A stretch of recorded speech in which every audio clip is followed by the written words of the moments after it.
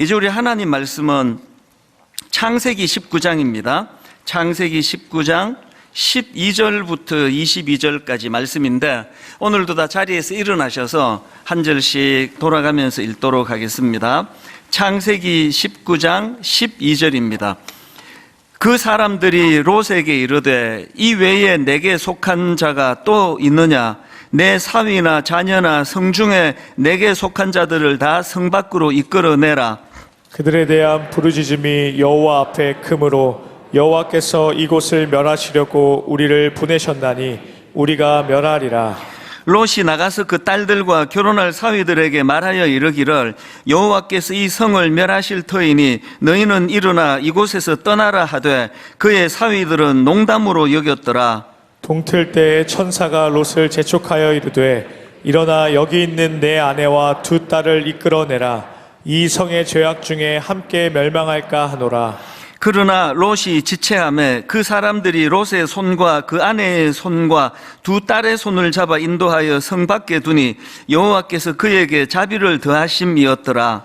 그 사람들이 그들을 밖으로 이끌어낸 후에 이르되 도망하여 생명을 보존하라. 돌아보거나 들에 머물지 말고 산으로 도망하여 멸망함을 면하라. 롯이 그들에게 이르되 내 주여 그리 마옵소서. 주의 종이 주께 은혜를 입었고 주께서 큰 인자를 내게 베푸사 내 생명을 구원하시오나 내가 도망하여 산에까지 갈 수 없나이다.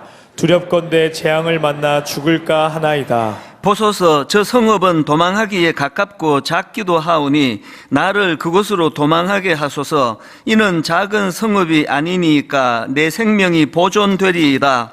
그가 그에게 이르되 내가 이 일에도 내 소원을 들었은즉 내가 말하는 그 성읍을 멸하지 아니하리니. 같이 읽습니다.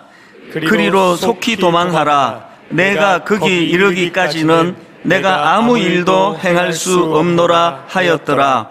그러므로 그 성읍 이름을 소알이라 불렀더라. 아멘. 네, 자리에 앉아 주시기 바랍니다. 그 우리나라 최전방에서 군 복무를 하던 젊은 장교가 있었습니다. 이 젊은 장교가 보니까 이제 청년들이 군대에서 입대해가지고 하는 말들이 군대란 시간을 죽이는 것이다. 그러니까 이런 말들을 이제 자꾸 듣게 되는 겁니다. 그래서 이 젊은 장교가 그 현실이 너무 안타까워가지고 어떻게 하면은 우리 이 젊은이들이 군 생활을 알차고 의미 있게 보낼 수 있도록 도울 수 있을까? 그러다가 이제 이 청년이 떠올린 게 우육과학 대학이었습니다. 이 우육과학 대학이 왜 이름이 그러냐 하니까 이제 이 청년이 이제 사회 각 분야의 전문가들에게 이제 편지를 보내가지고 우리 군인들을 좀 도와달라. 젊은 군인들에게 힘과 도움을 달라. 그래서 이제 이런 편지를 보내가지고 강의도 듣게 하고 또 이제 이런 것들을 애를 쓰는데 왜 이름이 우육과학 대학인가 하니까 그 편지를 이제 군대에서 주는 우유를 마시고 그것을 다 말려가지고 펼쳐서 거기다가 깨알 같은 정성의 편지를 써서 보내서 그래서 이름을 우육과학 대학이라고 그렇게 지었다는 겁니다. 이 청년이 참 대단한 게요. 그 사회 각 분야 전문가들의 강의를 듣기 위해서 강사 섭외를 하려고 어떨 때는 미국을 횡단하고 심지어는 교수님 한 분을 만나려고 프랑스 파리에서 아프리카까지 날아가는 이런 수고를 했다는 겁니다. 이 꿈이란 게 이렇게 큰 에너지를 가져다 주는 것 같습니다. 그래서 제가 이 청년이 굉장히 제 마음에 인상이 독특해서 이제 강의를 들어보려고 이리저리 검색하다 보니까 이분의 강의가 있더라고요. 그 강의의 내용을 들으면서 마음이 굉장히 좋았습니다. 왜냐하니까 자기가 왜 이런 일들을 계획하고 생각했느냐 하니까 자기가 다니던 그 기독교 학교예요. 거기에서 세상을 섬기라는 그 영향을 받아가지고 자기 주어진 자리에서 이런 선한 일을 하고 싶었다. 그런 여지로 강의하는 것을 듣고 제 마음이 참 기뻤는데요. 왜냐하니까 예수님께서 우리 성도님들을 향해서 저를 향해서 너희는 세상의 소금이 되라, 세상의 빛이 되라. 그래서 이 소금처럼 세상의 부패를 막아주는 그런 역할을 할 뿐만 아니라 너무나 이 살맛 나지 않는 세상에서 그 소금이 가진 그 맛의 기능을 보세요. 그 참 음식이 별로 맛이 없었는데 소금을 조금만 이렇게 잘 뿌려주면은 금방 이게 맛깔나는 그런 음식으로 바뀌는 것처럼 우리가 그런 존재가 되기를 원하시는데, 이 젊은 예수 믿는 이 청년이 바로 이런 선한 영향력을 행사하는 그런 삶을 살고 있는 게 너무 보기에 좋았기 때문입니다. 제가 말씀을 이렇게 시작하는가 하니까요, 이 선한 영향력을 행사한다는 그 기준을 가지고 오늘 본문 말씀을 보니까 본문에 나오는 이 두 사람이요, 아브라함하고 롯이 너무나 대조적인 겁니다. 여러분이 다 아시다시피 창세기 18장 18절에 아브라함은 강대한 나라가 되고 천하 만민은 그로 말미암아 복을 받게 될 것이다, 이 말씀은 이게 바로 선한 영향력을 행사하게 될 것이다, 그 얘기 아닙니까? 아브라함은 이 하나님의 말씀을 허투루 듣지 않았습니다. 그래서 우리 다 살펴봤지만 소돔이 망하던 그 과정에서 너무나 절박하게, 너무나 절실하게 그렇게 하나님께 매달려 기도하는 그 모습 자체가 이게 선한 영향력을 행사하는 사람들의 모습이라는 겁니다. 저는 이렇게 소돔성을 위해서 참 중보기도 올리는 이 아브라함을 보면서 피터 드루크가 한 말 하나가 생각이 났는데요, 이런 말을 했습니다. 인간으로 태어나 반드시 해야 할 한 가지는 살아있는 동안 누군가의 삶을 변화시키는 것이다. 글쎄, 이분이 뭐 크리스찬인지 아닌지는 모르지만 우리 모든 크리스찬들은 이 말씀을 마음에 새겨야 됩니다. 인간으로 태어나 반드시 해야 될 한 가지는 살아있는 동안 누군가의 삶을 변화시키는 것, 이게 바로 선한 영향력 아닙니까? 사실 아브라함과 롯이 이 점에서 굉장히 대조가 되는데요, 하나님께서 롯에게도 똑같은 사명을 부여해 주셨습니다. 지금 망해가는 소돔을 보면서 하나님이 롯에게 어떤 사명을 주셨는가 하니까 오늘 본문 창세기 19장 12절 13절입니다. 그 사람들이 롯에게 이르되 이 외에 내게 속한 자가 또 있느냐? 내 사위나 자녀나 성중에 내게 속한 자들을 다 성 밖으로 이끌어내라. 그들에 대한 부르짖음이 여호와 앞에 크므로 여호와께서 이곳을 멸하시려고 우리를 보내셨나니 우리가 멸하리라. 지금 롯에게 주신 이 절박한 사명, 그들을 빨리 끌어내라. 그래서 이제 롯이 그 말씀을 받들어서 그 다음 14절입니다. 롯이 나가서 그 딸들과 결혼할 사위들에게 말하여 이르기를 여호와께서 이 성을 멸하실 터이니 너희는 일어나 이곳으로 떠나라 하되 그의 사위들은 농담으로 여겼더라. 아니, 지금 롯이 너무나 절박한 마음으로 하나님의 말씀을 지금 전하고 있는데 이거 농담으로 여겨버리는 겁니다. 이 농담으로 여겼더라, 이게 원어적인 표현으로 이것을 자세히 보면은 한마디로 말해서 롯의 말을 우습게 여겨, 우습게. 물론 이런 반응을 하는 그 사람들이 우선 악한 거죠. 너무나 이 악한 시대에 물들어서 하나님의 말씀을 가볍게 여기는 그들의 잘못도 있지만, 그런데 저는 오늘 본문에서 그 말씀을 전하는 롯에게도 문제가 많다는 생각을 하는 거거든요.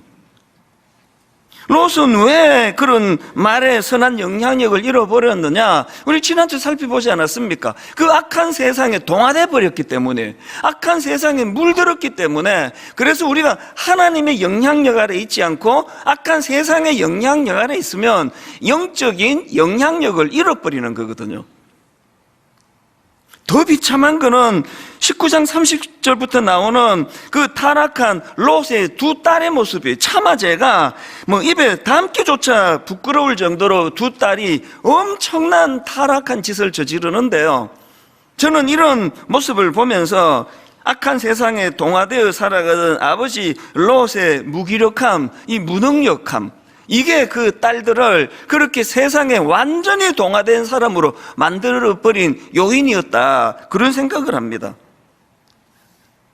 우리 지난 주일날 그 악한 세상에 물들어 있던 롯의 모습을 살펴봤는데요. 19장 8절 기억하실 겁니다. 내게 남자를 가까이 하지 아니한 두 딸이 있노라. 청하건대 내가 그들을 너희에게로 이끌어내리니 너희 눈에 좋을 대로 그들에게 행하고.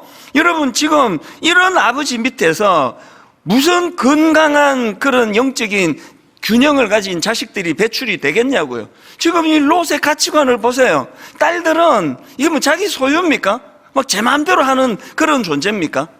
그러다가 보니까 두 딸도 그 무능력할 뿐만 아니라 악한 아버지 밑에서 그렇게 자라다 보니까 그 딸들도 비참한 그런 악한 세상에 동화된 사람으로 그렇게 변질되는 거거든요. 저는 이 말씀을 묵상하면서 1차적으로 저 자신이 참 두려웠습니다. 오늘 제가 우리 아들한테 우리 딸한테 뭐라고 훈계하면은 농담으로 여겨버리는 거예요. 우리 아버지는 맨날 저런 소리 하는 거지 뭐. 여러분, 내가 여러 번 말씀드렸지만요, 여러분들이 자녀들에게 권면하는 내용들을 풀어가지고 책으로 내면 베스트셀러가 될 거예요. 얼마나 주옥 같은 말로 자녀 교육을 합니까? 그런데 문제는 농담으로 여겨버리는 거예요. 접수를 안 시켜줘요. 어떨 때 그런 느낌 받을 때가 있을 겁니다. 열심히 이야기하다가 보니까 보여요. 내 말이 이쪽 귀로 들어가서 막 흐르는 게 보여요. 그럼 이야기하다가 용기가 꺾여가지고 이거 내 계속 말해야 되나? 계속 이렇게 흐르는데 이게 오늘 우리가 가지고 있는 참 가슴 아픈 현실 아닙니까? 주일날이면은 막 수많은 교회에서 수많은 목사님들이 수많은 말씀들이 지금 선포되고 있는데요, 그 말의 위력이, 그 말씀의 영향력이 잘 지금 드러나지 않는 거예요. 꽤 많은 경우 뭐 농담으로 여기더라 이까지는 아니지만 강단에서 전하는 말씀의 능력이, 힘이 옛날 같지가 않은 거거든요. 그래서 제가 이런 말씀이 너무 마음에 두려움이 왔었는데, 그러다 보니까 이렇게 무기력했던 롯을 보면서 저는 사도행전 24장에 나오는 사도 바울이 너무나 위대해 보이는 겁니다. 사도행전 24장 5절입니다. 지금 아나니아라는 사람이 바울을 고소하면서 하는 이야기예요. 우리가 보니 이 사람은 전염병 같은 자라 천하에 흩어진 유대인을 다 소요하게 하는 자요, 나사렛 이단의 우두머리라. 지금 사도 바울을 고소하면서 왜 이 자를 격리시켜야 되는지, 왜 내가 고소할 수밖에 없는지, 이거를 가지고 지금 바울을 비난하려고 하는 말이었는데요, 이게 오늘날 사도 바울에게 최고의 찬사가 된 거예요. 어느 정도 영향력이 있었다고요? 전염병 같은 사람이는. 우리 코로나19를 왜 이렇게 지난 3년 동안 두려워했습니까? 그거 가진 능력이 뭡니까? 그 악한 능력, 그 전파력 아닙니까? 한번 이 중에 뭐 이게 누군지도 모르게 가만히 침투해가지고는 그 악한 그 병을 전염시키는 게 코로나19니까 막 누구를 만나도 부들부들 떨면서 만나는데 사도 바울이 이런 존재라는 거예요. 누구라도 이 사람을 만나고 나면은 예수를 믿게 되고 예수를 전하는 거기에 능력이 나타난다고 그렇게 얘기하니까, 이게 바울을 비난하려고 한 이 말이 너무나 이게 저는 칭찬처럼, 정말 제가 이런 소리 한 번만 들어봤으면 소원이었겠습니다. 막 누구라도 내가 누구 만난다 그러면은 막 그게 좋은 뜻이든 나쁜 뜻이든 긴장하고 막 벌벌 떨고, 안 믿는 사람들은 또 저 인간 만나면 저 또 예수 믿게 될 텐데 그러면서 저를 누가 고소 좀 안 해주나 몰라요. 너무 우리는 지금 무기력한 시대를 사는 거거든요. 오늘 우리는요, 이 선한 영향력을 회복해야 돼요. 말 많이 해가지고 자녀 교육도 가능하겠지만 그 부모의 말에 선한 영향력이 있어가지고 몇 마디 툭툭 던져주기만 해도 그것이 그 아이 삶의 포석처럼 그렇게 지도를 할 수만 있다면 우리 부모가 뭘 더 바라겠습니까? 이런 의미에서 저와 여러분 모두가 다 이제 롯과 같은 이런 비참한, 뭔 얘기를 진지하게 하는데 비웃어버리고 농담으로 여겨버리고, 그래서 제가 오늘 설교 제목을 3번 바꾸었습니다. 그러다가 결국은 내가 설교 제목을 농담으로 여기더라, 너무 강력해서. 이제 오늘 저와 여러분이 하나님 앞에서 정말 아버지 내 선한 영향력 행사하고 싶습니다. 기왕에 내가 이 땅을 사는데 그렇게 롯처럼 말에 힘이 없고 영향력이 없는 삶 너무나 그건 비참하기 때문에, 그래서 우리가 이 선한 영향력을 회복하려면요 한 몇 가지를 정리해야 되는데, 첫째, 정말 여러분 선한 영향력을 회복하고 싶으세요? 악한 세상에 물들지 말기. 이 악한 세상에 물드시면 안 된다는 겁니다. 저는 롯의 예비 사위들이 롯의 말을 농담으로 여겼더라, 이 말을 묵상하다가 책 한 권이 떠올랐는데요. 설득의 쓸모, 이런 제목의 책이 있습니다. 이 책의 큰 줄거리는 아리스토텔레스가 주장했던 그 사람을 설득하기 위한 세 가지 요소, 그게 에토스, 로고스, 파토스, 이 세 가지를 가지고 이제 정리를 해놓은 책인데요. 아리스토텔레스가 주장했던 게 바로 이 에토스와 로고스와 파토스의 균형을 이루어야 그 말에 힘이 있고 사람을 잘 설득할 수 있다. 그래서 이제 엑기스 핵심을 말씀을 드리면은, 이 에토스는 한마디로 말하면 말하는 그 사람의 인품, 인격이에요. 그러니까 누가 말하느냐, 이 에토스, 이게 에토스고요. 그 말하는 자의 성품과 인격이 에토스라면, 로고스는 말의 내용이에요. 논리 있게 그렇게 설득할 수 있는 말의 내용이 필요하다. 제가 이 설교 한 편을 위해 가지고 글쎄요 뭐 계산하면서 설교 준비를 안 하기 때문에 모르지만 못 잡아도 이 설교 한 편에 30시간 이상은 좋게 들어간다고 생각을 해요. 왜? 잠들기 전까지 생각하니까요. 눈 뜨자마자 하나님 앞에 이거 놓고 기도하니까요. 왜 이렇게 제가 설교 준비에 집중합니까? 로고스예요. 설교가 듣기 좋도록 딱 엑기스를 확 전해야 되기 때문에 어느 부분에서 그 이해가 들어가야 되고, 또 이제 이 자료를 모으면은 또 막 이 배치하는데 시간 엄청 걸립니다. 이거를 앞에 넣었다 뒤에 넣었다가 또 일부 예배 마치면은 또 막 손살같이 방에 들어가가지고 짧은 시간에 또 생각하는 거예요. 이거 별로 이게 적절치 않다 해서 빼버리고, 그리고 새로 또 뭐를 넣고 또 배치하고, 그러면서 예배 시작하기 1분 전까지 그렇게 집중하는 거거든요. 왜 그렇습니까? 같은 내용이라도 이 로고스 잘 조리 있게 논리적으로 말하는 게 좋습니다. 그래서 예수 믿는 우리는 복음을 전할 때 그 내용, 이 간증과 논증이 굉장히 조리 있게 체계적으로 하는 훈련이 좀 필요합니다. 이게 로고스고요. 마지막 세 번째가 파토스는 한마디로 말하면 그런 식으로 논리적인 말로만 가지고는 설득이 어렵다. 그래서 이 파토스는 한마디로 말하면 그 정서적인 부분이에요. 진정성 있게. 제가 막 밤새도록 막 그냥 논리정연하게 설교 준비했는데 마음이 하나도 당기지 않은 그냥 그 무미건조하게 드라이하게 설교를 하면은 그 설교는 하나님이 기뻐하지 않으세요. 그러니까 제가 한 주 동안에 저를 관통했던 복음 이야기를 주로 많이 드리는 건 바로 이 파토스 때문이에요. 제가 먼저 그 주의 복음을 경험하고 그 감동이 일어나고 눈물을 흘리고 가슴이 뜨거워지고 이걸 전할 때 여기 힘이 있다는 거예요. 그래서 이제 이 에토스, 또 로고스, 또 파토스가 중요한데, 아리스토텔레스는요 이 세 가지 중에서 맨 앞에 나오는 에토스가 제일 중요하다는 거예요. 한마디로 같은 내용이라도 누가 말하느냐에 따라서 신뢰가 완전히 달라진다는 거예요. 젊을 때는 이 메시지의 내용, 그러니까 이 로고스와 파토스에 막 전념하고 자료 찾고 그렇게 해가지만, 제가 나이가 들어가면서 이제 이 누가 전하느냐, 성도님들은 제가 전하는 내용도 내용이지만 저 사람이 강단 아래에서 어떤 삶을 살고 있는 사람인가, 이게 더 중요하다는 걸 너무나 제가 절실히 느끼기 때문에 한 주 내내 그 문제를 놓고 기도하는 거 아닙니까?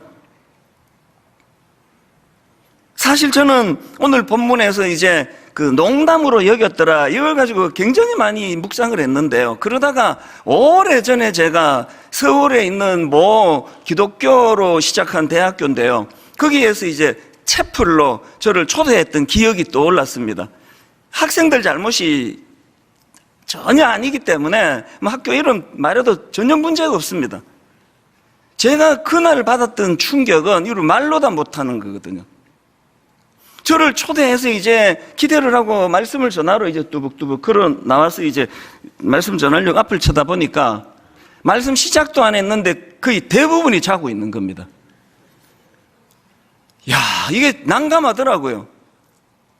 아니, 초롱초롱하게 듣다가 자꾸 자는 사람이 많으면 내 설교에 뭐 문제가 있고 뭘 고쳐야 되겠다 하겠는데 처음부터 자니까 나중에 제가 들어보니까 참 마음이 아팠습니다. 오늘 우리 기독교가 반성해야 되는 지점이 여기 있다고 생각하는데요. 낭크리스찬 젊은 대학생들이 목사가 와서 설교하는 것에 대하여 거부감을 온몸으로 그렇게 표현한다는 겁니다. 그리고 저는 이 말씀 이제 드린 것 같은데요. 설교를 더 잘하면 더 잘할수록 더 마음의 거부감이 크대요. 에토스를 잃어버린 거예요. 저 목사는 그냥 말만 뻔지르르하게 잘한다고. 그날의 난감함을 내가 잊을 수가 없습니다. 아니, 지금 설교하려고 보니까 지금 다 자고 있는데, 지금 어디다 대고 설교하겠냐고. 그렇다고 제가 야! 이중적인 효과가 있습니다. 그날을 생생하게 묘사할 뿐 아니라 깜짝 놀라시는 몇 분을 위해서 이 표현이 꼭 필요했습니다. 그렇게 소리를 지를 수도 없는 거고요.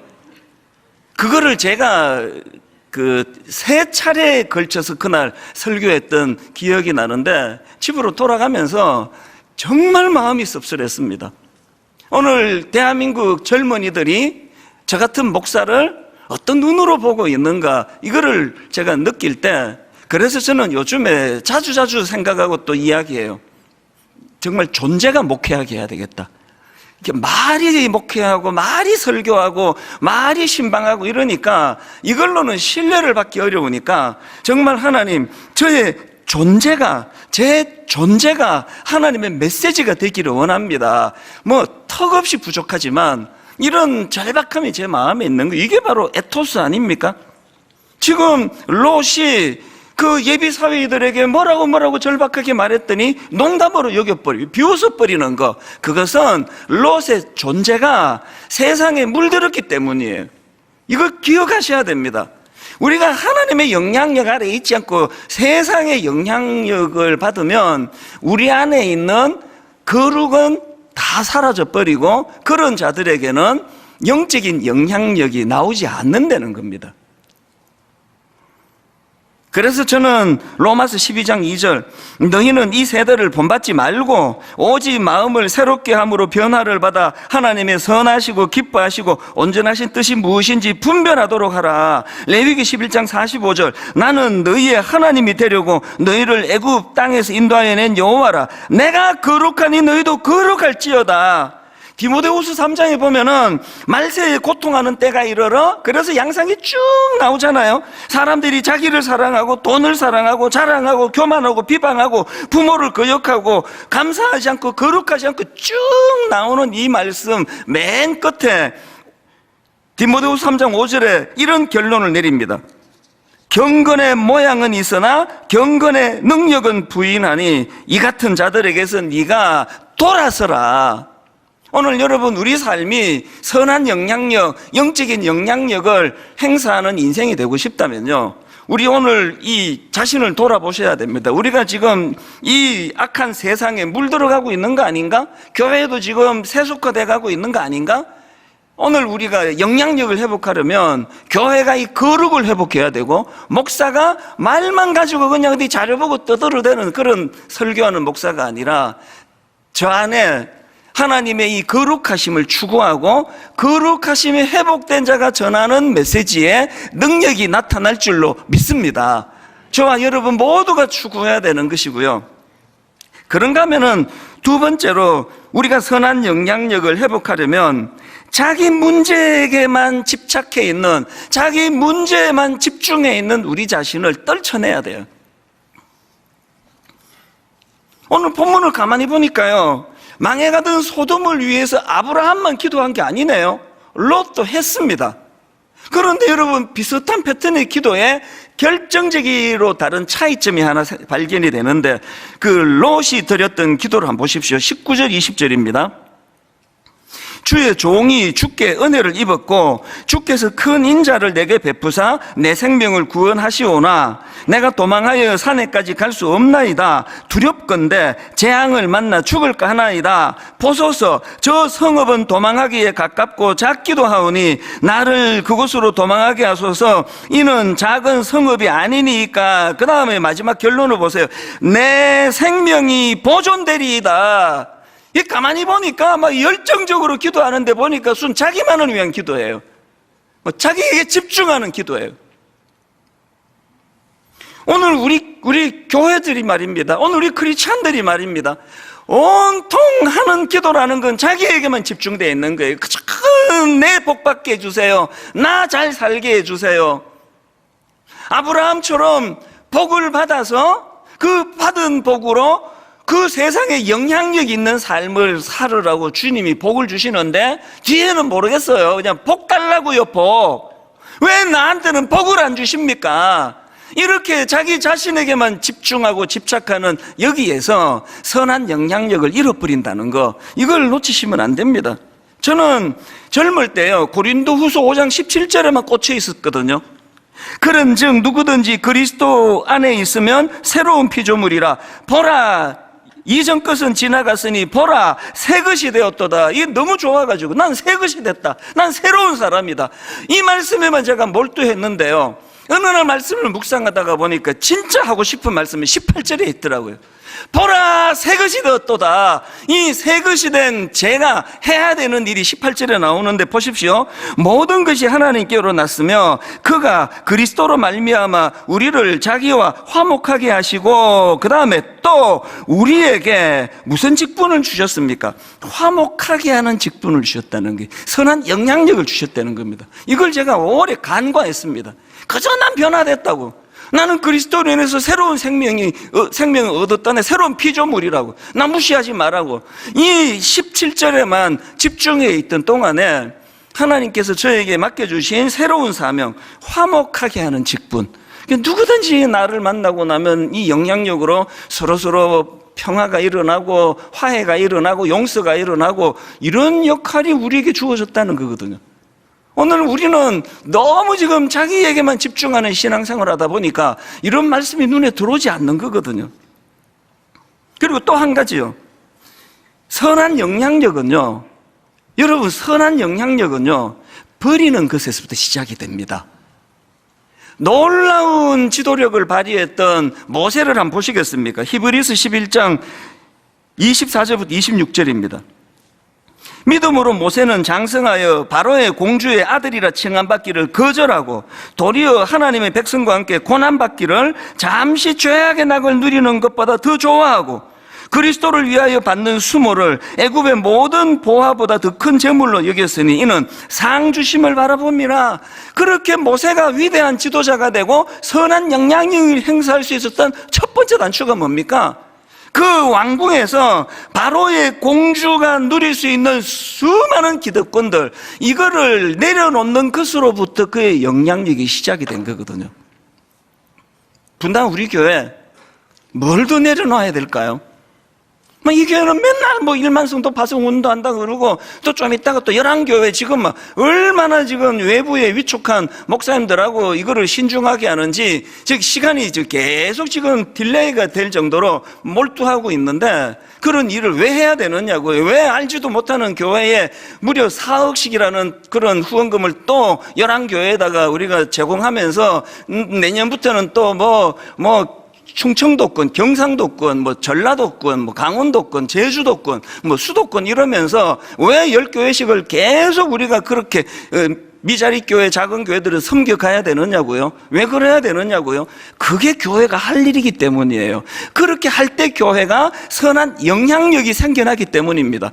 1만 성도 파송 운동하고 우리 불편한 거 참 많지만요, 제가 불편함을 느끼면 느낄수록 영적으로 하나님의 영향력은 더 커지는 거라고 생각을 합니다. 규모가 아니지 않습니까? 예수 그리스도가 이 땅에 오셔서 우리에게 보여주신 진짜 중요한 원리가 이거 아닙니까? 이 찬양 다 아시죠? 주의 이름 높이며 주를 찬양하나이다. 나를 구하러 오신 주를 기뻐하나이다. 이렇게 비슷하게 쭉 나가는데 이게 지금 박자도 안 맞는 것 같지만 이게 끝까지 부르는 이유는 그 다음 가사 때문이에요. 그렇게 나를 구하러 오신 주를 기뻐하나이다. 그리고 그 다음 가사에 보니까 하늘 영광 버리고 해요. 하늘 영광 버리고 이 땅 위에 십자가를 지시고 죄 사했네. 우리 주님의 놀라운 영적인 선한 영향력이 드러날 수 있기 위하여 주님이 하신 가장 첫 번째가 자기를 내어줌이에요. 자기를 버리심이에요. 그게 바로 빌립보서 2장 5절부터 나오는 말씀입니다. 너희 안에 이 마음을 품어라. 곧 그리스도 예수의 마음이니. 여러분, 우리가 품어야 될 예수의 마음을 한번 잘 들어보세요. 6절, 그는 근본 하나님의 본체시나 하나님과 동등됨을 취할 것으로 여기지 아니하시고 오히려 자기를 비워 종의 형체를 가지사예요. 주님이 놀라운 영적인 리더십이 나타날 수 있기 위하여 가장 먼저 본을 보여주신 게 자기를 비우는 거예요. 모세가 왕궁의 기득권을 내려놓는 것에서부터 리더십이 시작된 것처럼요. 그래서 이제 8절에 사람의 모양으로 나타나서 자기를 낮추시고 죽기까지 복종하셨으니 이게 십자가입니다. 십자가가 드러나지 않는데 무슨 인간적인 선한 능력이 나타나겠습니까? 제가 십자가에 영향력이 없으면 제가 무슨 권위로 이 자리에서 설교를 하겠냐고요. 그런데 십자가의 권위는 죽는 건데요, 낮아지는 건데요, 포기하는 건데요, 희생하는 건데요, 왕궁에서 그 아까운 수많은 왕궁에서 누렸던 것들을 다 내려놓는 건데요. 교회가 왜 힘을 잃었는지 모르는 사람이 없으시잖아요. 왜 제가 그 젊은 대학생들 앞에 말씀을 전할 때 말씀도 전하고 목사 온다 목사 자자, 왜 그런 모습을 보여주는 겁니까? 그들이 보기에 저는 입만 사는 사람이니까, 입으로 다 해결하려고 하니까. 오늘 우리가 선한 영향력을 회복하기 위해서는 진짜 우리 하나님 앞에서 주님의 이 자기를 내려놓으시는 것으로부터 시작하신 이 복음의 원리를 저는요, 우리 교회에 참 좋은 장로님, 권사님, 집사님 이런 모습을 애써 실천하시는 많은 분들을 제가 너무 존경하는 거거든요. 이게 두 번째라면 마지막 세 번째로 여러분이 선한 영향력을 회복하려면 공급받아야 돼요. 공급. 누구로부터? 하나님께로부터. 이게 가장 중요한 겁니다. 아브라함에 대하여 하나님이 한번 찬사처럼 보여주신 말씀이 하나 있거든요. 이사야 41장 8절입니다. 아브라함이 진짜 부럽습니다. 보십시오. 그러나 나의 종 너 이스라엘아, 내가 택한 야곱아. 그 다음 보세요. 나의 벗 아브라함의 자손아. 제가 지금 누구에게, 그 젊은 누구에게 제가 이야기를 하면서 내 친구 누구 아들아, 그게 굉장히 힘이 있는 거 아닙니까? 난 너 아버지 친구야, 절친이야. 하나님께서 아브라함을 나의 친구 아브라함, 그 나의 친구 아브라함의 자손아. 이게 어떻게 이런 놀라운 일이 가능했는가? 아브라함은요, 하나님과 늘 소통하는 거예요. 계속 하나님과 소통하는 거예요. 그리고는 창세기 19장 29절에 하나님이 그 지역의 성을 멸하실 때, 곧 롯이 거주하는 성을 엎으실 때에 하나님이 아브라함을 생각하사. 진짜 기가 막히게 부러운 말씀이에요. 우리가 중보 기도할 때 저 김 집사가 기도하는 거는 내가 기억을 해야지. 지금요, 소돔 사람들이 각성하고 롯이 각성하고 이 문제가 아니에요. 롯이 살 수 있었던 유일한 이유가 있었다면 하나님과 친구처럼 소통했던 아브라함이 기도했기 때문이에요. 여러분, 자녀 살리고 싶으시잖아요. 자녀 살리는데 몰두하기보다 먼저 하나님과 소통하십시오. 하나님과 교제하십시오. 하나님이 여러분을, 쟤는 내 친구야. 친구의 좋은 거가, 특히 우리 중고등학교 다닐 때 친구는 비밀이 없잖아요. 모든 이야기를 다 주고받는 그런 관계가 됐을 때 하나님은 여러분의 아들의 행실보다, 여러분의 딸 행실보다 더 중요한 건 여러분의 기도라는 사실입니다. 이게 영향력 아닙니까? 그래서 저는 시편 121편 2절입니다. 내가 산을 향하여 눈을 들리라. 나의 도움이 어디서 올까? 나의 도움은 천지를 지으신 여호와에게서로다. 그래서 누가복음 24장 49절입니다. 볼지어다 내가 내 아버지께서 약속하신 것은 너희에게 보내리니, 그 다음 보세요. 너희는 위로부터 능력으로 입혀질 때까지 이 성에 머물라. 교회의 문제가, 저 같은 목회자의 문제가 안 기다려요. 위로부터 내려지는 능력으로 덧입는 일에 관심이 없는 경우가 많아요. 마음이 급해가지고. 여러분, 뭔가 중요한 일이 있으세요? 마음이 조급합니까? 서둘러 하기를 원하세요? 그거 아시죠? 급할수록 돌아가라고. 여러분, 지금 너무나 바쁘고 급한 지금이야말로 여호와 하나님과 소통할 때예요. 그분께 아뢰을 때예요. 그분과 유무상통할 때예요. 그분에게 아뢰는 겁니다. 그래서 그분이 내 친구 이찬수 목사가 기도한 거를 가지고 내가 니들 살려줄게. 이게 오늘 우리 대한민국을 향한 한국교회의 중요한 사명이라고 생각을 합니다. 말씀을 오늘 이렇게 맺기 원합니다. 이사야 32장 8절이요. 존귀한 자는 존귀한 일을 계획하나니. 제가 이 말씀이 내 심령의 뼛속에 새겨지기를 원합니다. 누가 존귀한 자라고요? 성경책 끼고 목소리 착 깔고 어디를 가나 그냥 목사 목소리 흉내 내는, 거기서 그 사람의 존귀가 드러나는 게 아니고요. 존귀한 자는 존귀한 일을 계획하는 사람이래요. 존귀한 일을 계획하는 그 사람이 존귀한 사람이고, 또 누가 존귀한 사람인가? 그는 항상 존귀한 일에 서리라. 존귀한 일을 계획하고 존귀한 일을 행하는 그 사람이 존귀한 자래요. 그래서 저는 마태복음 13장 31절 32절이요. 또 비유를 들어 이르시되 천국은 마치 사람이 자기 밭에 갖다 심은 겨자씨 하늘 같으니 이는 모든 씨보다 작은 것이로되, 두 가지가 나옵니다. 첫째, 자란 후에는 풀보다 커서 나무가 됩니다. 둘째, 공중의 새들이 와서 그 가지에 깃들이느니라. 제가 지난주에 불쑥이 말씀이 마음에 너무 저를 격동시켰습니다. 오늘 우리는 꿈을 꾸어야 되고 꿈 넘어 꿈을 꾸어야 돼요. 꿈이 뭡니까? 우리의 꿈은 나같이 작은 겨자씨 같은 인생이 풀보다 커서 큰 나무가 되는 거예요. 이게 우리의 꿈이에요. 영향력을 가진 인생이 되는 게 우리 꿈입니다.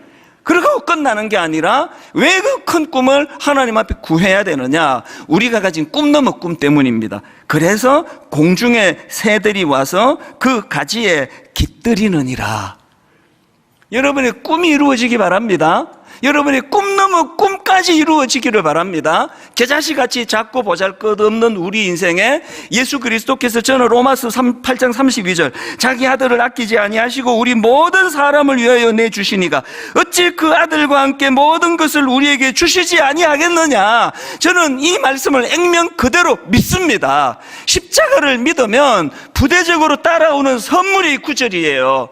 자기 아들을 아끼지 아니하고 주신 그 하나님께서 뭐가 아까워서 안 주시겠냐고. 그래서 저를, 이 겨자씨만도 못한 저를 이만큼 키워주셨잖아요. 뭐 여러분 보기에는 뭐 저게 큰 거야 이렇게 생각할지 모르지만, 재료를 아는 저로서는 내 인생이 기적이에요. 겨자씨였거든요. 그런데 여러분, 저를 이렇게 큰 나무로 하나님이 만들어 주셨습니다. 제 재료를 가지고 보기에. 그런데 그게 끝이 아니에요. 왜 그렇게 만들어 주셨다고요? 지친 새들이 와서 깃들게 하려고요. 지친 새들이 와서 쉬게 해주기 위해서예요. 겨자씨 같은 사람들이 모인 분당 우리 교회를 이렇게 큰 나무를 만들어 주신 것은 우리끼리 이거 교만해져 가지고 우리끼리 자랑하고 있으라고 주신 게 아니라, 너무나 많은 지친 이들에게, 분당 우리 교회가 이 시대 가까이 이 주변 사람들에게, 분당 사람들에게, 우리 대한민국에 너무나 지친 이들에게, 지친 새 같은 존재들이 깃드는 존재가 되도록 하기 위한 것. 결론은 이렇게 맺습니다. 우리 주님의 십자가를 의지하고 믿고 그 주님 앞에 기도하는데 두 가지예요. 꿈을 이루어 주세요. 겨자씨같이 초라한 죄가 하나님 큰 나무가 되기를 원합니다. 두 번째, 꿈 넘어 꿈. 그래서 주님, 나같이 보잘것없는 인생이랄지라도 내 인생의 나무에 수많은 지친 인생이 와서 쉬기를 원합니다. 수많은 순장님들 주님 이름으로 존경합니다. 여러분들이 그런 삶을 살고 계시기 때문이에요. 오늘 저는 이 설교 마무리 찬양으로 본 해프 목사님의 삶을 녹여서 만든 찬양이라서 더 힘이 있는 거 아닙니까? 주님의 선한 능력, 주님의 선한 능력으로 주님이 우리를 안아주세요. 그리고 우리에게 명하세요. 너도 선한 영향력을 행사하는 인생이 되라. 시시하게 살지 마라. 뭔 말만 하면 그냥 농담으로 여기는 롯 같은 시시한 크리스찬이 되면 곤란하다. 오늘 우리 가사를 생각하시면서 말씀을 기억하시면서 이 찬양 한번 같이 불러보십니다. 주 선한 능력으로 안으시네. 선한 능력으로 안으시네. 그 크신 팔로 날 붙드시네. 크신 팔로 날 붙드시네. 절망 속에도 흔들리지 않고 절망 속에도 흔들리지 않고 사랑하는 주 얼굴 구하리. 여러분 꿈꾸며 다시 한번 찬양합니다. 주 선한 능력으로 안으시네. 영적인 상상력을 가지고 그 크신 팔로 날 붙드시네. 절망 속에도 흔들리지 않고 절망 속에도 흔들리지 않고 사랑하는 주 얼굴 구하리. 여러분 준비되셨습니까? 한번 힘있게 선포합니다. 선한 능력으로 일어서리. 선포합니다. 주만 의지하리. 믿음으로 감격하며 선포합니다. 우리 고대하네. 주 오실 그날 영광의 새날을 맞이하리. 사랑하는 여러분, 예배 드리는 여러분 모두가 정말 무기력하지 않았으면 좋겠습니다. 우리 존재를 함부로 무시당하지 않도록 정말 마음에 뜨거움이 있으면 좋겠습니다. 뭐라고 이야기하는데 그냥 뭐 무시해버리고 농담으로 여기는 이런 현실을 가볍게 여기시면 안 됩니다. 바울처럼 저 사람은 저 완전 전염병. 막 이상하게 막 저 사람하고 한 시간만 대화하면 막 사람이 막 변해, 막 바뀌어. 막 바울을 막 그냥 막 조롱하려고 한 그 말이 바울에게 면류관이 됐다고 한다면 똑같은 하나님, 같은 성령님을 우리가 의지하는데 우리라고 왜 그렇게 되지 말라, 왜 롯처럼 사느냐는 거예요. 하나님의 선한 능력, 그 선한 능력으로 내 손잡아 주시고, 아버지 저도 내 주변 사람들에게 선한 능력을 행사하는 그리스도인이 되기 원합니다. 좀 마음의 소원을 가지고, 마음의 어떤 기대감을 가지고 우리 한 번 더 가사 하나에다가 마음의 그 액센트를 담고 우리 한 번 더 이렇게 찬양하기 원합니다. 주님 영안을 열고 바라봅니다. 주 선한 능력으로 안으시네. 주 선한 능력으로 안으시네. 그 크신 팔로 날 붙드시네.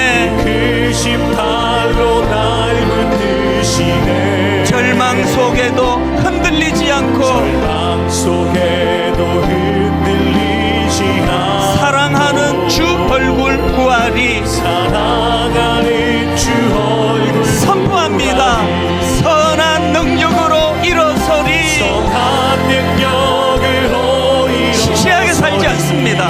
주만 의지하리. 믿음으로 매일매일의 삶 가운데 우리 고대하네 주 오실 그날, 영광의 새날을 맞이하리. 영광의 새날을 맞이하리. 이전의 괴로움 날 애워싸고, 이전의 괴로움 우리가 상처가 많달지라도 고난의 길을 걷는다 해도, 그럼에도 불구하고 주님께 모두 맡긴 우리 영혼, 주님께 모두 맡긴 우리가 회복해야 될 확신, 맞으리. 내 힘이 아니라 그 주님의 선한 능력으로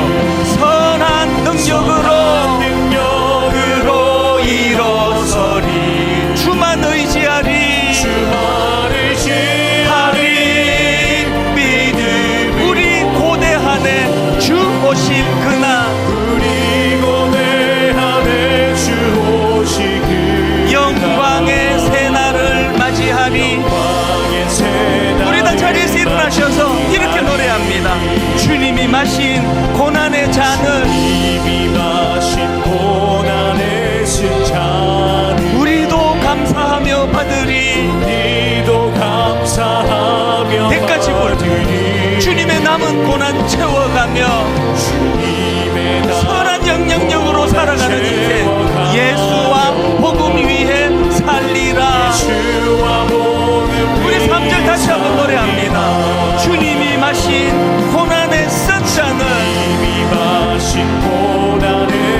모세처럼 기득권 내려놓고 우리도 감사하며 받으리. 주님의 남은 고난 채워가며 예수와 복음 위에 살리라. 여러분 준비되셨습니까? 선포합니다. 선한 능력으로 일어서리. 주만 의지하리. 믿음으로 우리 고대한에 주 오실 그날, 영광의 새날을 맞이하리. 선한 능력으로 일어서리. 무기력하게 주저앉지 않습니다.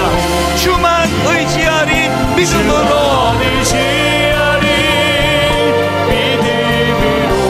우리 고대한에 주 오실 그날, 영광의 새날을 맞이하리. 영광의 새날을 맞이하리. 영광의 새날을 맞이하리.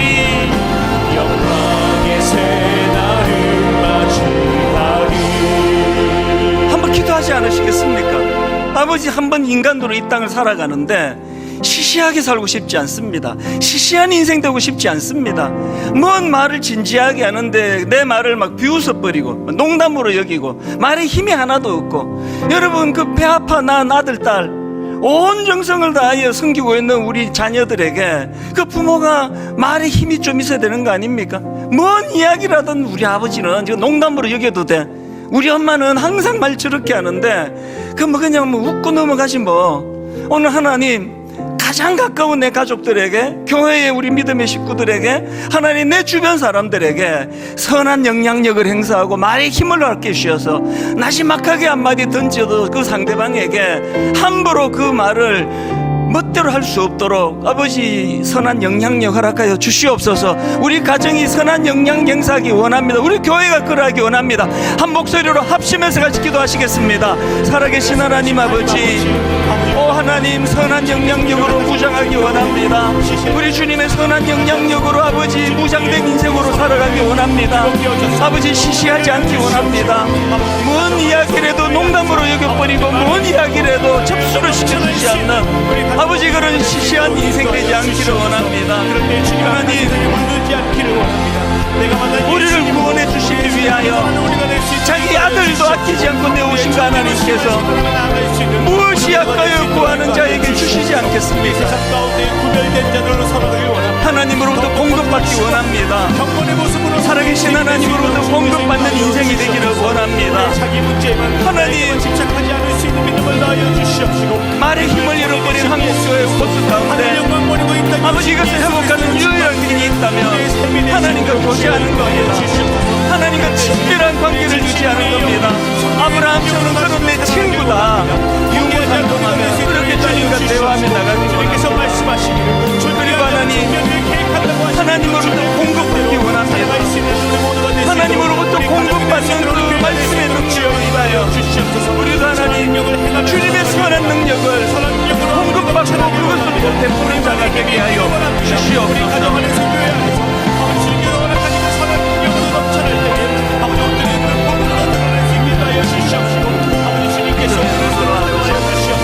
바라보고 확신하며 그렇게 달려가는 인생이 되도록 우리 모두가 될 수 있도록 인도하여 주시옵소서. 아버지 이전이 우리를 배웠사고 어려운 고난이 닥쳐올지라도 주님의 그 능력으로 주의 말씀으로 우리가 나아갈 수 있는 우리가 될 수 있도록 인도하여 주시옵소서. 볼지어다 내가 내 아버지께서 약속하신 것은 너희에게 보내리니 너희는 위로부터 능력으로 입혀질 때까지 이 성에 머물라 하시니라. 내가 산을 향하여 눈을 들리라. 나의 도움이 어디서 올까? 나의 도움은 천지를 지으신 여호와에게서로다. 아버지 하나님, 오늘 예배 주님 앞에 드리는 모든 주님의 자녀들에게 하나님의 놀라운 선한 능력이 전수되는 시간 되게 하여 주시옵소서. 하나님께 전수받은 그 선한 영향력으로 이번 한 주간 나를 만나는 그 어떤 사람도 하나님이 선한 영향력의 은혜를 입어 회복되는 역사가 있도록 도와주시고, 세상에 물들어 롯처럼 무슨 말을 해도 상대방이 그저 농담으로 여기더라 비웃어버리는 그런 존재로 전락하지 않도록 하나님의 거룩을 추구하게 하시고, 하나님의 거룩을 목말라 닮아가려고 애쓰는 그런 복되고 귀한 한 주간 되도록 인도하여 주시옵소서. 우리 주 예수 그리스도의 은혜와 하나님 아버지의 다함없는 사랑과 성령님의 감동, 감화, 위로, 교통 충만하심의 역사가 오늘 주신 말씀 마음에 담고 힘얻어 달려가기로 다짐하며 예배하는 모든 주의 자녀들 머리 위에 지금부터 영원토록 함께 하시기를 간절히 축원하옵나이다. 아멘. 지금은 선교 헌금 시간입니다. 이 예배를 통해 삶 가운데 은혜와 회복이 충만하시길 간절히 기도합니다.